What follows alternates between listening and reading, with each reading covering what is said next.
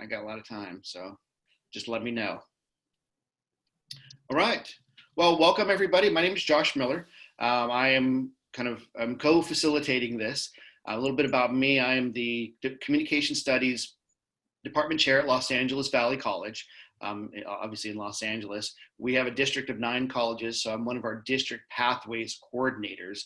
The reason why I'm doing this is just because we got a grant at Valley College, and we are bringing, it's called Project Hope, having online positive experience or something like that. We're developing a whole online system. And through that, I just completed what's called the POKER training.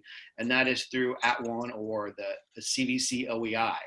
So basically I've been trained to evaluate other people's online courses.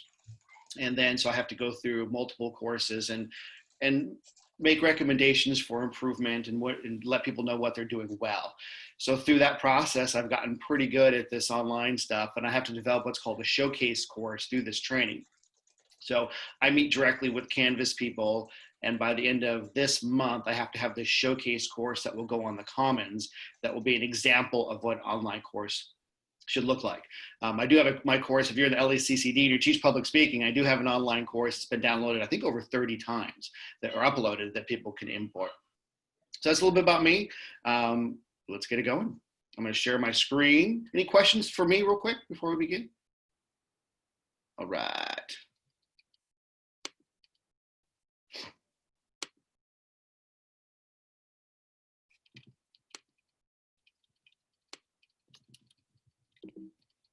Jan, would you like to take over?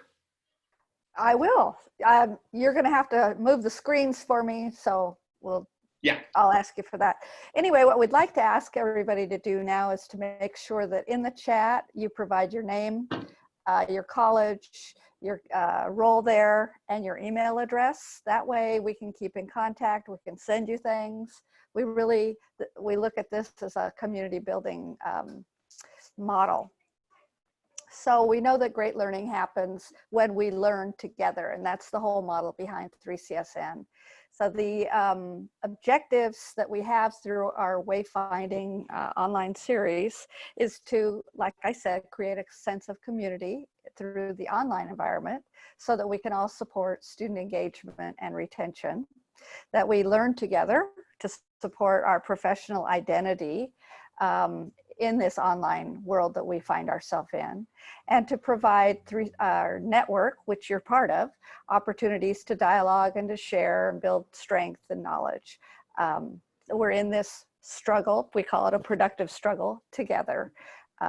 So that's why we're here. Our theory of change in 3CSN is pretty simple. There's a lot of words there, but basically it is an if-then kind of statement that if or when we provide training on networking and action research methodologies, that community college professionals are going to transform their environments along with their identities to create communities of practice that produce powerful learning and working across campuses. And in total, this whole act will lead to greater student success. So that's what guides our work. Okay, this is my slide. So I have specific learning goals for all of you. So basically this is about student navigation. It's about making your course easier for students to navigate, because I've taken online courses. I bet a lot of you have. Some of them are great and some of them have been a little rough. And we want students to succeed based upon the content and the assignments. We don't want to lose students because the way it's navigated, where the course is set up, it makes the course confusing. So my first element is to focus on the student view. First, literally, if you don't know, there is something on Canvas called the student view, but also kind of as a metaphor for this session and for how you teach online, is how are students viewing you and how are students viewing this course? A lot of us are used to getting up in front of a class and lecturing, and you have your PowerPoint slides or use the board, you do those things, and students are literally seeing you. And you have immediate feedback. You can see the looks on their faces if they're kind of confused, if you're not explaining something well, or things aren't going well. Online, it's a little bit more difficult because you have to set it up in advance. So you may or may not have a mechanism for for feedback, for a way for students to navigate that course. So first of all, the student view as literally then a metaphor. I'm going to talk you through settings, syllabus, the homepage, and I'm going to show you my modules and how I've set up my modules. This is going to be about 25 to 30 minutes. Then we'll have about 10 minutes for questions toward the end. One thing I do recommend is maybe there's that one thing that you thought, oh, that's cool. Jot that down. Because either A, you can Google it. So a lot of the questions are available. There's Canvas, there's all kinds of places to find these questions. But what I discovered before the poker training or since the poker training is I didn't even know what to look for. Now I'm knowing what to look for. So jot it down. If we can't get to what you need help with today, you can look it up or take my email address down and I'll give you my phone number and I'm happy to work with you to talk it through, okay? Back to you. Back to Jan. I put myself on mute. I'm so sorry. No problem. I am trying to monitor the chat, so let me get out of that. So basically we have what we call community agreements about how we want to learn best online. And what we'd like to do is to give you a moment to see those that have come up before, to maybe add to it. And if you have new ideas that make learning online for you better, we'd like you to include those in the chat so that we can elaborate on the list. All right. And this is important. So remember, we're all in this together. Honestly, 6 months ago, I would have been taking this class. I've just learned so much. I've had to take it, be part of this grant. So we're in it together. The most important thing is to recognize that it is a community. We're working through this together. If you wish to, you can also take a few moments in the chat to offer some hope, encouragement, life tips, etc., to your peers in the chat room. I'm excited for when these recordings come back so I can see what other people are offering. My very first assignment for my students when they came back from our 3-week break was basically how you doing and what's some support that you can offer to your peers. And that was our first discussion. And the peer support from that was fantastic. So we're in this together. Okay. I'm going to skip this because I'm going to get to it. Let me unshare this. And then I'm going to share any questions before we learn. All right.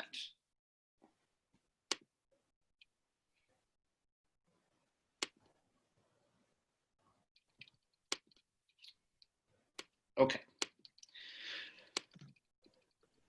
So actually, while I have it up, I'm going to talk about Unsplash a little bit later on, but since it's my first tab here, just so you know, one of the best ways to sort of engage students in your course content is through visual images. And there's a website called Unsplash. If you're not familiar with it, if you have your tiles for Canvas and you want to change pictures for tiles, which I'll talk you through, they are, Unsplash is the source. So it's an internet source of free usable images. Just so you know, if you're using images, you have to be mindful of where you get them from. And you have to give proper attribution. And then we'll also talk about how to do an alt text quickly. But unsplash.com is a great site for free things. So if I, for example, if I go to my dashboard on my course, you notice that I have different images that are attached to it. That helps me with my courses kind of differentiate, because this is what it used to look like before. I'd get all of these different things. I was like, oh gosh, I can't tell the difference. It's just a color. Now I have images, so I know exactly where I'm at. So this guy's for intercultural, that kind of stuff. So what I'm doing here, this is my COM 101 development course. One thing I recommend is that, you can add and you can change your courses, but you might be in the middle of a course right now. And maybe you don't want to change things. So if you can, you might want to contact your DE coordinator, whoever handles your Canvas shells on your campus, and ask for a shell if you don't have one, like a development shell. Then what you can do is you can import your current course and then work on it. So that's what I'm doing right now. So this is my showcase shell that I'm working on. As you can see, I just imported it yesterday because I have a meeting with a consultant next week to work on this. Okay, so let's go through this. So first of all, you have to think about, what does your home page look like? Whenever your student engages in your class, as soon as they log in, they are going to see your home. So what does your home look like? If you don't do anything, odds are your home page will look like this. It'll probably be, if you have modules, it will be however you set up your modules. So you have to ask yourself, how do you want your students to see your course the first time they log in every single time? So there are a couple different things that people do.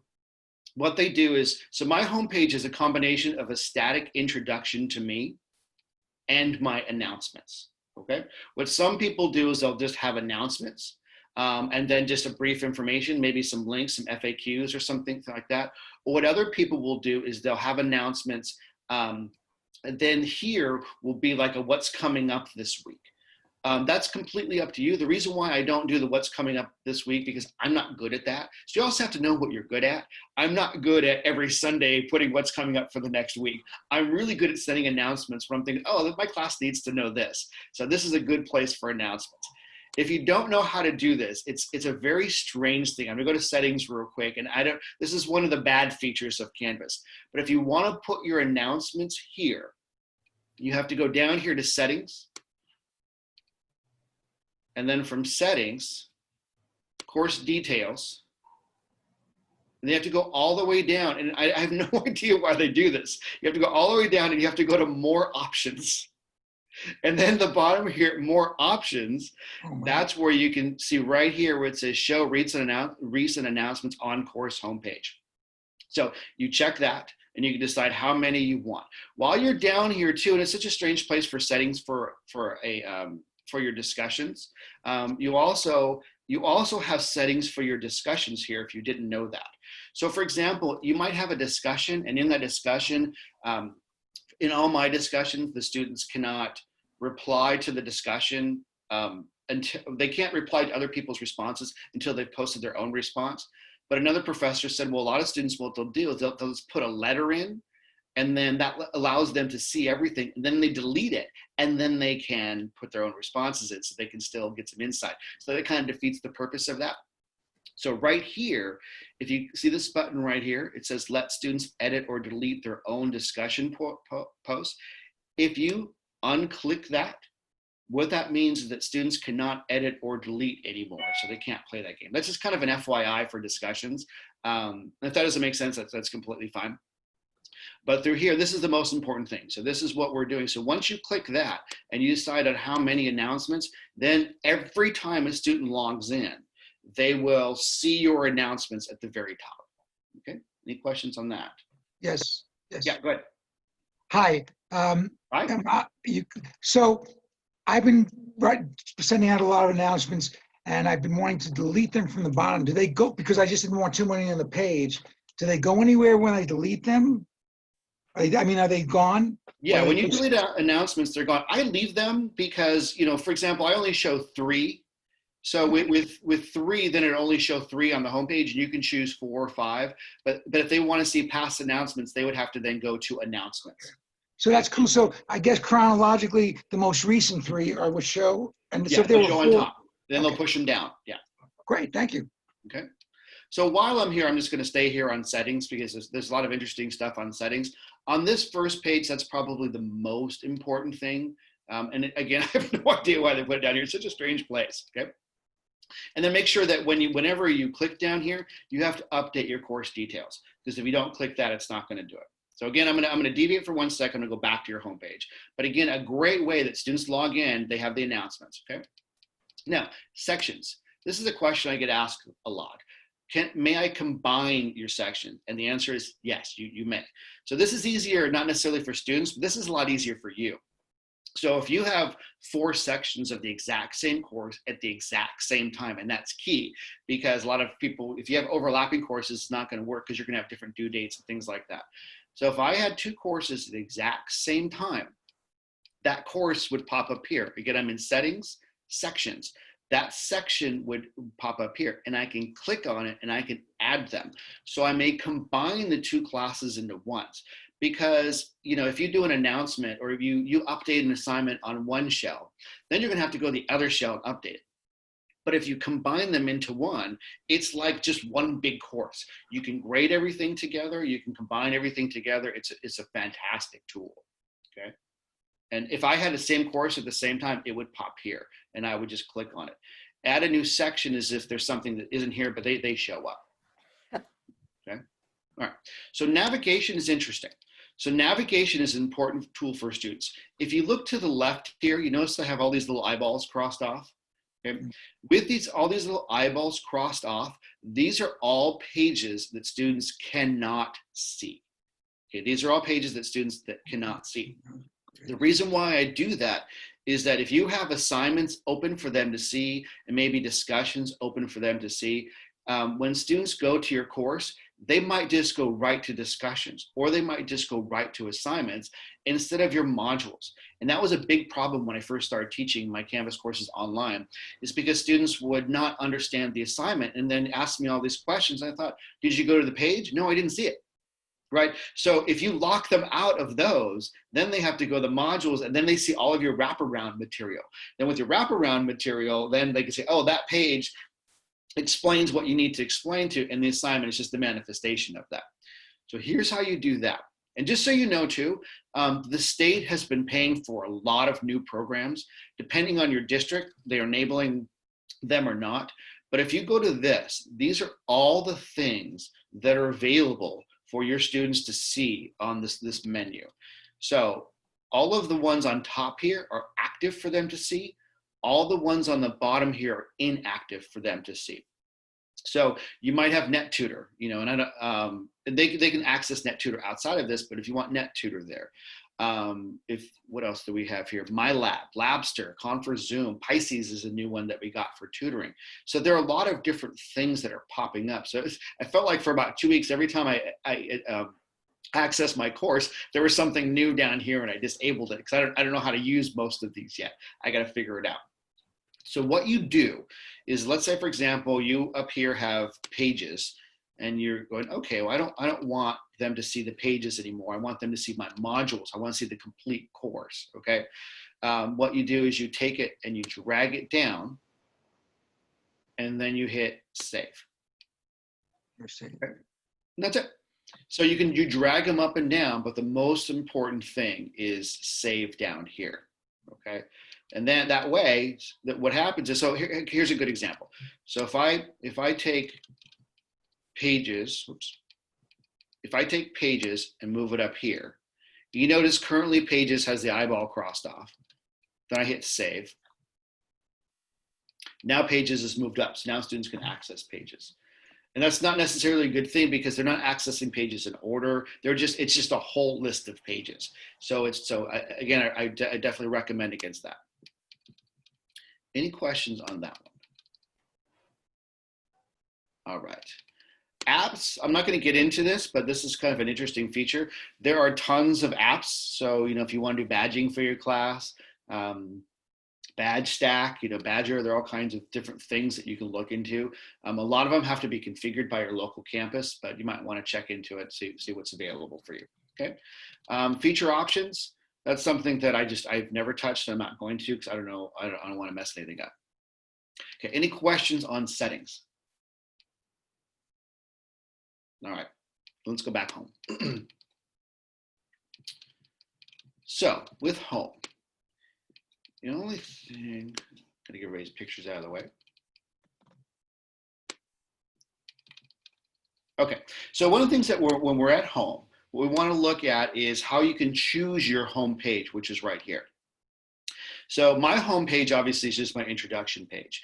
And it is a page. So literally what you'd have to do is you'd have to develop a page, whatever that is. So if it's a dynamic page, whatever you want to title it, you can title it like, you know, Dave, you know, what's upcoming this week. So you have to have that one page of what's upcoming this week. And then you go to choose home page. And then what that does is allows you to choose where the page is from. So page is front page, I can choose course module. So what do you want to see as your home page? So my home page is a page, and then you choose the page right here, okay? And then you can make your syllabus your front page, you can make your course modules your front page. So you have to decide how you want students to engage from the very first time. So again, that's over here, right? And since I'm over here, you know, there's a lot of great stuff over here. One is import from Commons. So just if you don't know if that exists, and that's not something that I'm going to get into today, but that allows you to import information. So like I said before, people have imported my entire course into their shell. And you can do that. This is the important button right here, which is Student View. So if you click on Student View, what that allows you to do is see it from the perspective of the student. Okay, so I'm going to, your videos keep popping up. Okay, so for example, let's leave student view. So notice how it looks over here from my perspective, and now look at student view. Right, see what they see? It's so much cleaner, and it directs them. It tells them exactly what's available to them. The modules, the announcements, the grades, and the syllabus. That's it. So if they want to engage in a course, they go to modules. Because if you have pages, you have all this stuff down here, it's just going to confuse them. When my very first course that I was teaching, I had modules. It was all the way down here underneath about 20 things. I didn't even know that. I didn't even realize what was happening. So you can leave student view. And just so you know, too, people ask me questions about student view, what students see. Students have their own calendar, and they can see everything. So a lot of times when students say, oh, I don't know what's happening, they literally have a calendar that allows them to see everything that's popping up for them. So don't let them get away from that. You probably have a little pink thing that says leave student view. So a lot of times what I'll do is I will go through, I'll create the course and I'll go through the student view to see how they perceive. Because sometimes, things pop up and you're not even aware of them. Okay. Any questions on the right here or student view?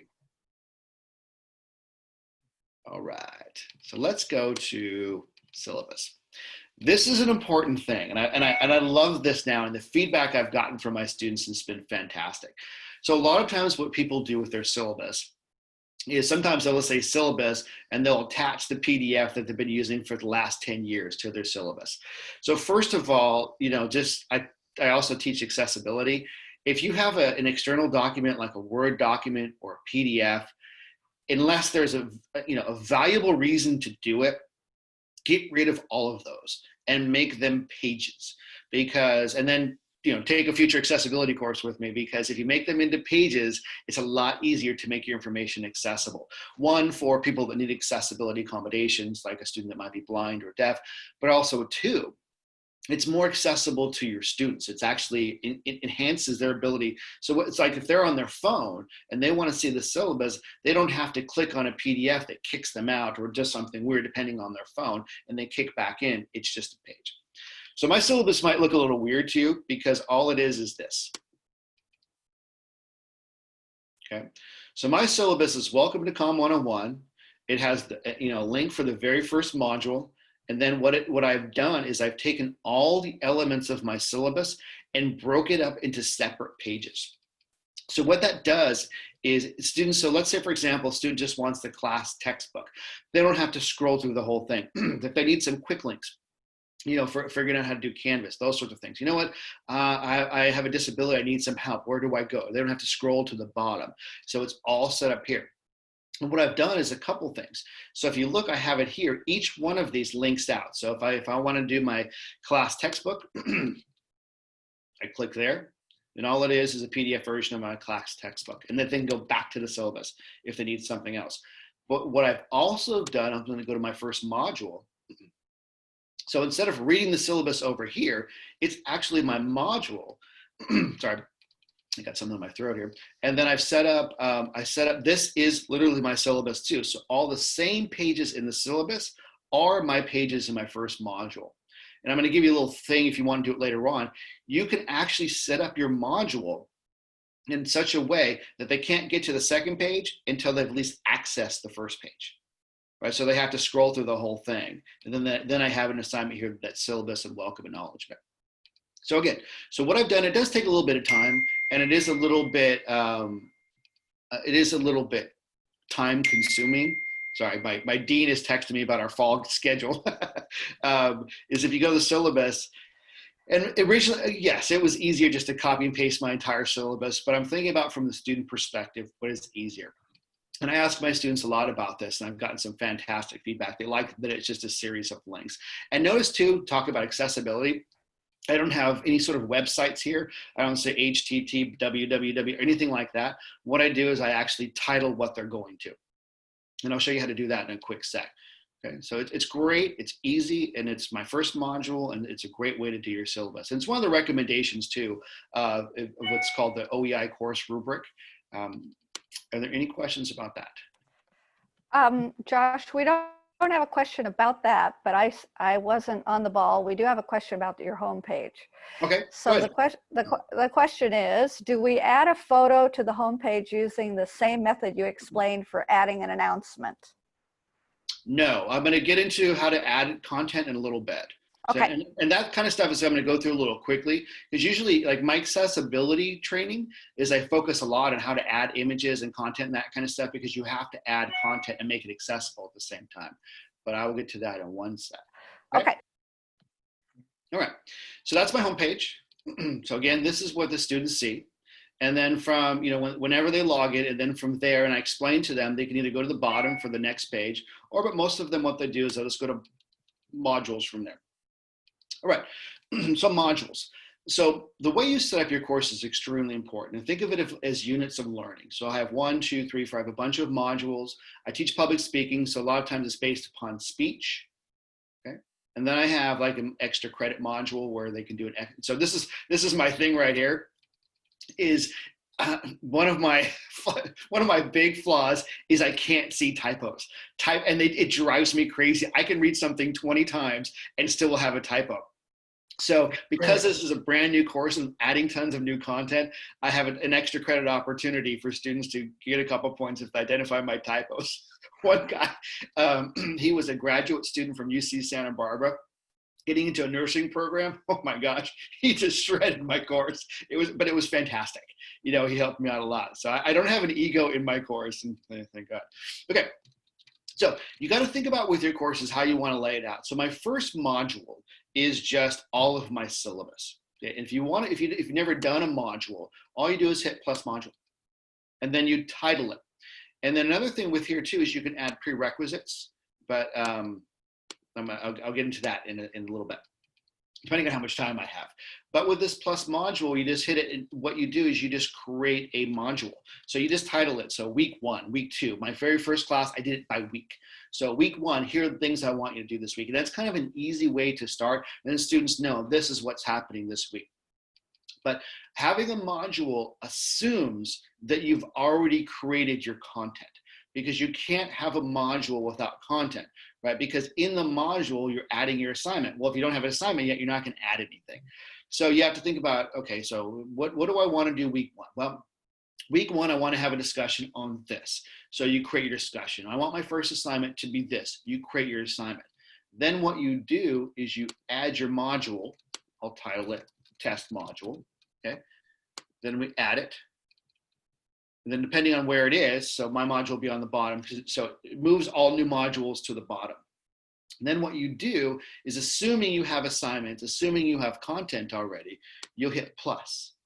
And then from here is, if you have an assignment, all you do is check in assignment, add item, okay? Then if you want to add something else, maybe you want to add your discussion. So again, what I've done on the top, plus module, and then it creates kind of your learning week, or your learning whatever it is. And then you hit, then you have it, and then you hit plus. Okay, now I want to do persuasive speech URL, add item. So you can do it by assignment, you can do it by quiz. So whatever is available over here, you add it. Okay, I'm going to add that too, just so I have a couple of them. One thing to be careful of with modules, especially if you've not deactivated everything over here. That's another reason why to deactivate. So what I've done on my modules is I've added two assignments. Notice here that it's active here, but the module is not active. I have made that mistake where I've thought, oh my gosh, that module, because this is inactive, they can't see this. Well, they cannot see it if you don't have assignments on the top. But if you have assignments on the top, they will see that independent of the module. They will only see it as part of the module when you publish the module, okay? So you make sure when you add something, you have to unpublish that as well. A couple of cool things visually that you could do if you want. If you go over here, you can increase the indent. So these 3 little buttons over here. So what I like to do with my modules, you notice that I'll have information pages, non-indented, and then I'll have my other stuff indented. Just kind of visually lets the students know the difference between certain things. Another thing that you can do with the modules, if you go to edit, and I'm not going to get too far in this, a lot of this is kind of deeper, but if you go to edit, and there's something called add prerequisite. And this is something you can look up. How do I add a prerequisite for a module? The idea behind this is, remember what I said with the modules is that they can't get to page 2 until they've read page 1. This is how you add that. So add prerequisite, select module 1. And then what that does is that it adds requirement. Students must complete all of these requirements. So I'm not going to get into that because that alone, I took a training on that, and that alone took almost half hour to explain. But just so you know, that is the option. It's in the edit module settings, prerequisites, something to possibly look up on your own if you want to do that. I personally don't do it because I just kind of trust the students, and just because they click through it doesn't mean they're going to read it anyway. I incentivize the reading in other ways, like I'll test them on certain pages, or I have little quizzes that I give my students. So I personally don't do that. Okay, so how do you lay out your modules? That's key. So if you notice with each of my modules, the very first thing I do, it's an information page, is I have objectives. What are they getting out of this? Because I've taken courses in the past, and I've given courses in the past, where all of a sudden it's just a discussion, and there's no context for that discussion. So it's kind of like me saying, at the beginning of class on a Monday, all right, students, this week we're going to learn this. So I have a page of my objectives for this module, okay? And then every single objective page I have this same image. So what I try to do with my assignments and some of my things is I try to have consistency of imagery. That way they get that familiarity with what it is. So since I was asked the question, I'll show you about images a little bit real quick since I'm here. So if you are adding images, and I do recommend it, I recommend videos, but they have to be captioned accurately. That's a key thing. A lot of times think, oh, I got this great YouTube video and it's really interesting, but then click on the closed captioning and you might see that, well, that closed captioning isn't accurate, okay? So let's go to edit. Right. So a lot of how you develop your content is here. Just kind of a brief introduction to accessibility. Don't underline anything. A lot of times people, what they'll do is they want to highlight something by underlining it. If a blind student is using a reader, that reader may read that as a website, so don't underline. Bold's fine, italics are fine, that's important. Color contrast, a lot of people, oh, I like this color. That's how they want to have this visual representation. Oh, I'm going to highlight this one area. Well, somebody that might have a visual impairment where they can't see color contrast won't be able to see that. So I recommend you get rid of all color contrasts. Just black and white is the best, okay? Now you have an image. How do you get images? Well, you can do images a couple ways. Remember I went to the website, Unsplash. So if you have images and you want to import them, you have to import them onto your computer first, download them. Because just like you would attach something to a website or attach something to an email, it's the same thing. So if you want to upload an image, what you have to do is you have to go to images here. And you can search Flickr if you want, which is great. So then you can pull it in right from there. Or you can upload a new image right here. And when you upload that image, what that does is that pulls it in. And then what's great about that is that when you pull in an image, then it'll pop up and you just click where you want that image to show up, and then that image will pop up. And then once it's there, if you click on the image, you can make it bigger or smaller or move it around depending on if you want, okay? Actually, I'm going to kick out of that one because I just deleted it by accident.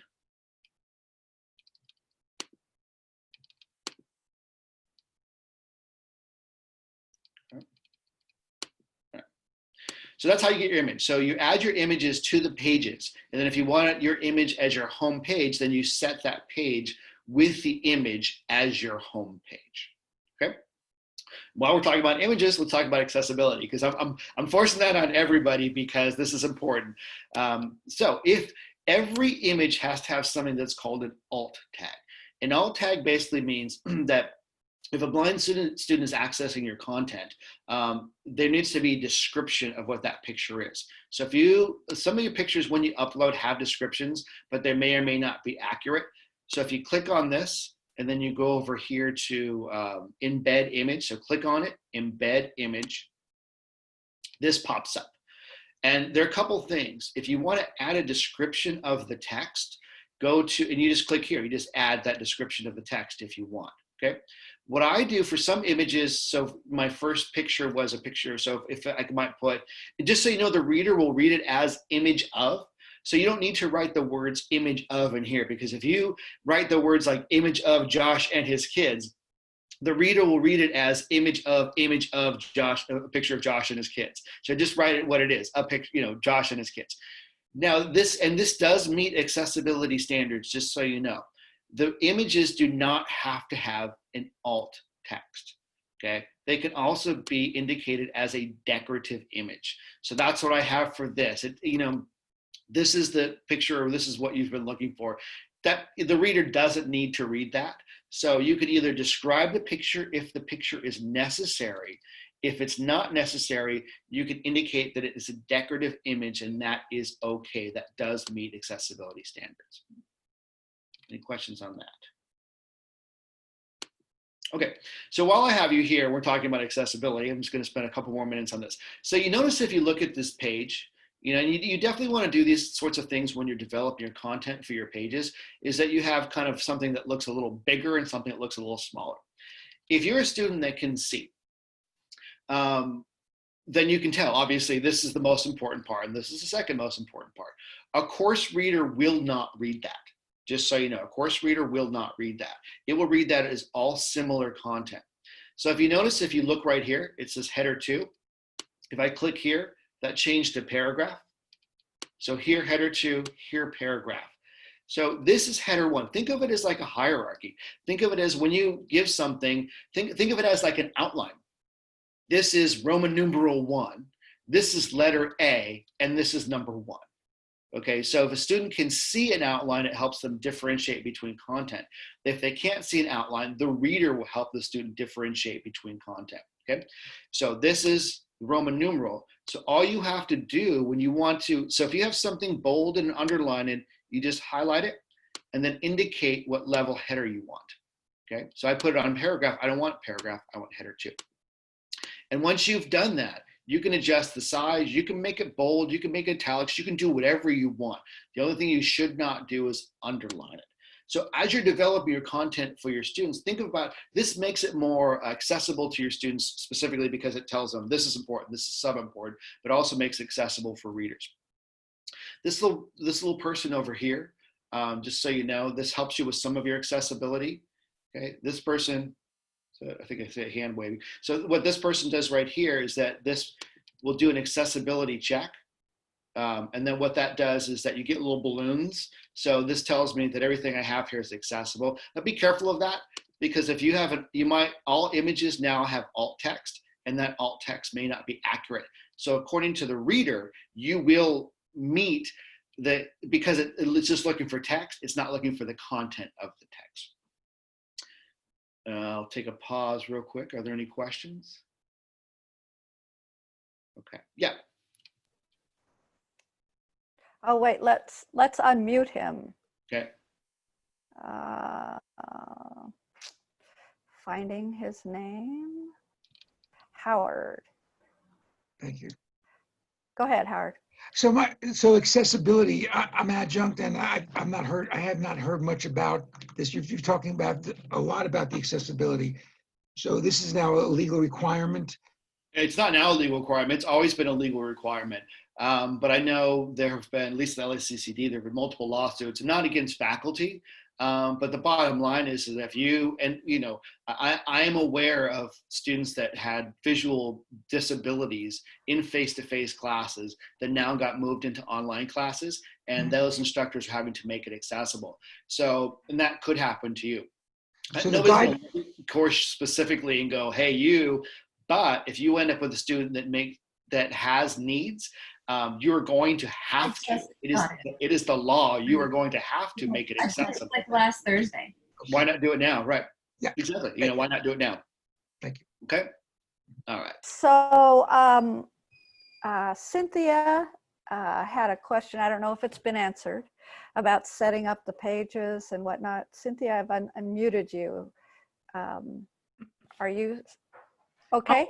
Yeah. I just wanted to go back when you talked about making it a page is more, it's easier to make it a page. How do you make it a page? Okay, I'll get to that one sec. So let me finish this and I'll cover that. It's a good question. Okay.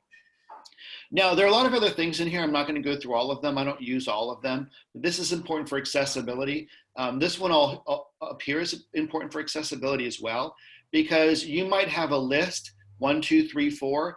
I didn't type this out 1, 2, 3, 4 because a reader will not, like it's called JAWS. So JAWS is the reader. Most people use JAWS as a visually impaired reader will not read this as a list. This is important here. So what I do is I take my 4 things that I want, highlight it, and make it a list up here. So if you make it a list up here, then it makes it an accessible list. So don't make your own list, make accessible lists up here, create your hierarchy of your content right here. Those are the most important things. Honestly, just let me finish the accessibility. If you have alt text and you have lists that are appropriate, you have a hierarchy set up, and also over here, if you avoid tables and or you use this to create your tables, and your videos have proper captioning, you've met almost every single accessibility standard. So that meets a lot of it. Okay, so let me kick out of this. Let me go to one of my pages here. So just so you know, when you go to pages, you're gonna have probably what you've said is your home page. And then you go to view all pages. And see, that's the kind of thing, just so you know, this is what a student would see. Every page that you have that is active, and it's based upon last edit or creation date, depending how they've set it up, this is what they see. So I want to find one very specific to answer that question. Okay, so what I do in my class is that I have sample speeches. So students have to write out all of the content in their speech, and they have to organize it in a very specific way. I use the Aristotelian structured outline. So what I've done in the past is I had students that had solid work. I said, I'll give you extra credit. May I use that for a future class? They said yes. So my previous classes, I would have those as PDFs. And then it was, so click here and download this PDF to see a good student work. So this is what I have now. Okay, so I have pages and I have subpages on this. So here's an informative sample 1. Okay, so that's all it is. So what I did was I just took the entire PDF and I copied and pasted it into the document. And then I edited it to make it more accessible. So if you look here, this is my header 1. This is my header 2. Right here is my header 3. And this is my paragraph information. Header 3, header 3. So I'm looking up here when I'm doing the count. So it was literally just a copy and paste. And here's the thing too, it was back to accessibility. If you have any documents that you're expecting the student to read, so if it is a PDF, if it is a Word document, those documents have to be accessible as well. And those documents have to be accessible in the exact same way. And let me tell you, well, first of all, it's almost impossible to make a PDF accessible unless you have Adobe Acrobat. You would have to take that document and copy and paste it to a Word document. And there are ways to do it, and there are accessibility checkers on Word and PDFs. There are also accessibility checkers on PowerPoint. And you can do the same thing, but the concepts are still the same. And speaking of PowerPoint, that's another thing to do as well. Instead of having a PowerPoint, because what is a PowerPoint? It's just content plus images plus links. You could set up a module with the exact same PowerPoint content and just have the students scroll through the pages from one to the next. Okay, does that answer your question? Does that answer the question? Yeah, okay. All right. So Josh, we have to wrap up in about 2 minutes. Okay. We've been asked to make sure we clear the channel for the next webinar. All right, great. So if there are any final questions, again, if you go to the chat real quick, my email is up there. Feel free to send me an email. I'm happy to help. I know I covered a lot, and some of these things that I've covered in 5 minutes, I've probably spent an hour of training in, maybe in a couple hours. So I'm happy to help anybody that needs it. Just shoot me an email. We'll exchange phone numbers, and then I can talk you through something. But before we head out, do you have any questions?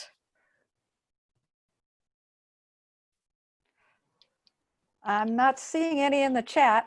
People, you can Howard. save the chat if you want to. Howard wants to say something, I think. Never mind. I'll email you. Thank you, Josh. Okay.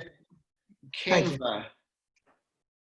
We also wanted to just say that if there's anything, because these sessions actually came out of Josh's 101 sessions, like he realized that there were things that you all might be interested in or needed. So if there are other elements right now, because Canvas is actually pretty intimidating, like Zoom makes sense to people, but Canvas is like a very complex, I don't know what word we want to use for it, but you know, it's a complex thing. And There's so much. I mean, I'm doing training next week. One thing I'm not good at is student group work. And I've taken some trainings where I'm thinking, how in the world did you talk me through that group project? And I can't even replicate it. So I'm doing a specific training for that. Oh, and one thing I forgot is that when I was going through my modules, I have a mid-course quiz and I have an end-of-course quiz, not a real quiz, but it's anonymous quiz where I solicit feedback from my students. So I recommend you build that into it, because if you have a way for students to let you know how the course looks, how the course feels, what you can do better on, I mean, it's great. I do that for all of my semesters, and each subsequent semester is better based upon the feedback. So it's literally, I just set up a quiz. You click on a button, you make it anonymous, and I say things like, you know, what's working well for you in the course. I do essays, or what do I need to improve on? What am I doing well? What should I enhance? What do I need to do in it? How is the flow of the course? What would you recommend? What are some tips from other courses that you've learned that I might implement? So those are great things that work for me. All right. If there are things that you all would like to see in future sessions, please type those in the chat. That would really help us a lot as we continue to provide the support. We can guess, but we don't always, you know, know like what you all need. We do want to tell you that next week we will be having sessions on Gradebook. So that's very helpful. And we will also be having, actually my husband is doing a session on quizzes and tests. So how to create those. And he's going to be sharing about Proctorio and some other things like the lockdown, so you can lock down the browsers and things like that. He's a pro at it because he's been doing this for quite some time. He does a lot of the exams online. So, okay, so Nira, thank you. Yeah, I agree with that. I want to take a session on student group projects. I need that as well. Yeah, and I actually have some experience with that, so we're talking about doing some of those things too. Okay, thank you. Thank you so much for this information. That's going to help us a lot. So I'm going to save the chat so that I could take it back to the team.